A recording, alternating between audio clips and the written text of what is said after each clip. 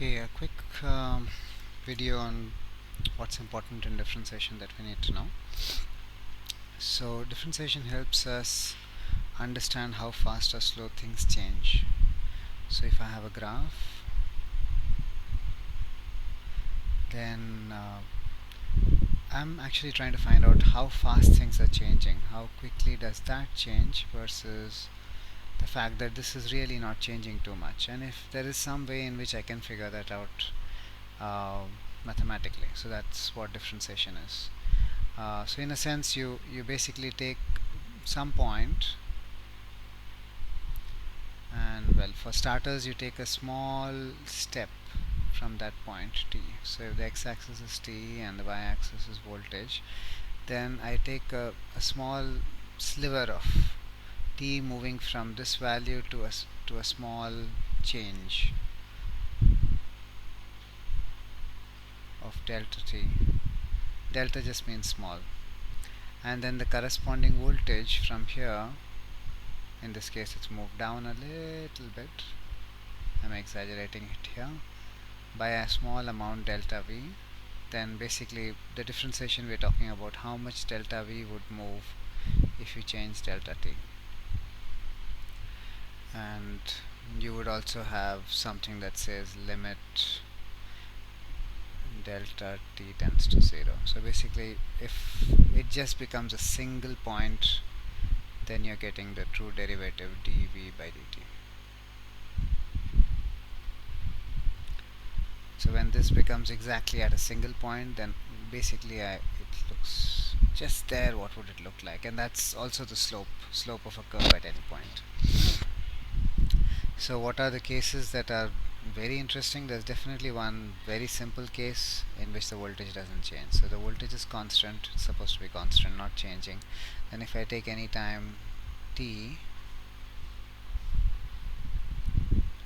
and if I change it by a small time, and this point is delta t more, so that's t plus delta t, by the way. That sliver is delta t. Then actually the voltage hasn't changed at all, so that means the new voltage is the same as the old voltage, and your delta V is equal to 0. So in this case we basically say that the slope is 0, or the derivative is 0. So we will often use that the constant the slope of the constant or derivative of the constant is 0. If we take a different case in which, let's say, you have a straight line, some straight line y is equal to mx plus c. It's usually how a straight line is described, and the slope that would be of interest will be d, this is y, this is x, dy by dx, and you take the derivative, and that's in this case m. So let's see how that works out. So I take some value x1, and so the value there will be y1 is equal to m into x1 plus c. Terrible, there you go. And then if I change it by a small value that's supposed to be vertical, x1 plus delta x,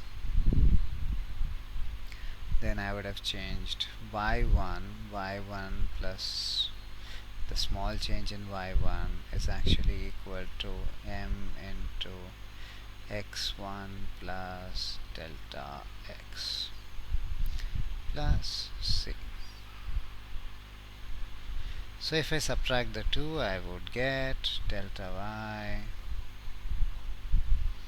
is equal to, well, this part will get cancelled, that part will get cancelled, all you'll be left with is m into delta x. If I divide both sides by delta x,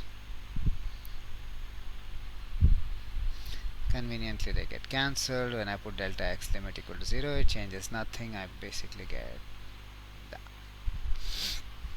So it is essentially this. In a straight line there is only one slope, but in a curve such as this one, you will have different kinds of slopes.